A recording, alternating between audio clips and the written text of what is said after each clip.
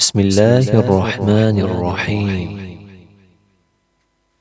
يا أيها الذين آمنوا لا تتخذوا عدوي وعدوكم أولياء تلقون إليهم بالمودة وقد كفروا بما جاءكم من الحق يخرجون الرسول وإياكم أن تؤمنوا بالله ربكم إن كنتم خرجتم جهادا في سبيلي وابتغاء مرضاتي تسرون إليهم بالمودة وأنا أعلم بما أخفيتم وما أعلنتم ومن يفعله منكم فقد ضل سواء السبيل إن يثقفوكم يكونوا لكم أعداء ويبسطوا إليكم أيديهم وألسنتهم بالسوء وودوا لو تكفرون لن تنفعكم أرحامكم ولا أولادكم يوم القيامة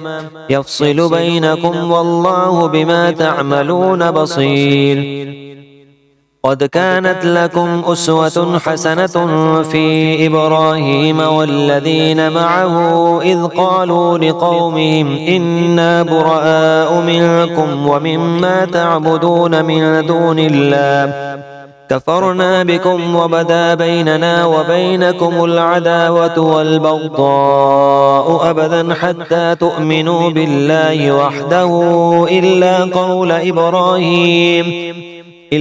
قول إبراهيم لأبيه لأستغفرن لك وما أملك لك من الله من شيء ربنا عليك توكلنا وإليك أنبنا وإليك المصير ربنا لا تجعلنا فتنة للذين كفروا واغفر لنا ربنا إنك أنت العزيز الحكيم. لقد كان لكم فيهم أسوة حسنة لمن كان يرجو الله واليوم الآخر ومن يتول فإن الله هو الغني الحميد. عسى الله أن يجعل بينكم وبين الذين عاديتم منهم مودة والله قدير والله غفور رحيم.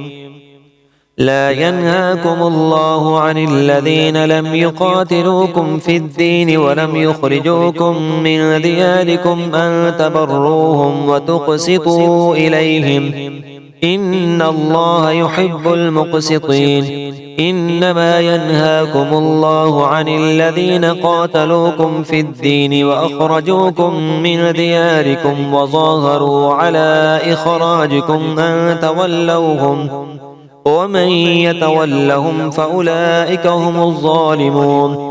يا أيها الذين آمنوا إذا جاءكم المؤمنات مهاجرات فامتحنوهن الله أعلم بإيمانهن فإن علمتموهن مؤمنات فلا ترجعوهن إلى الكفار لا هن حل لهم ولا هم يحلون لهن وآتوهم ما أنفقوا ولا جناح عليكم أن تنكحوهن إذا آتيتموهن أجورهن ولا تمسكوا بعصم الكوافر واسألوا ما أنفقتم وليسألوا ما أنفقوا ذلكم حكم الله يحكم بينكم والله عليم حكيم. وإن فاتكم شيء من أزواجكم إلى الكفار فعاقبتم فآتوا الذين ذهبت أزواجهم مثل ما أنفقوا واتقوا الله الذي أنتم به مؤمنون. يا أيها النبي إذا جاءك المؤمنات يبايعنك على ألا يشركن بالله شيئا ولا يسرقن ولا يزنين ولا يقتلن أولادهن ولا يأتين ببهتان يفترينه بين أيديهن وأرجلهن ولا يعصينك في معروف فبايعهن واستغفر لهن الله إن الله غفور رحيم.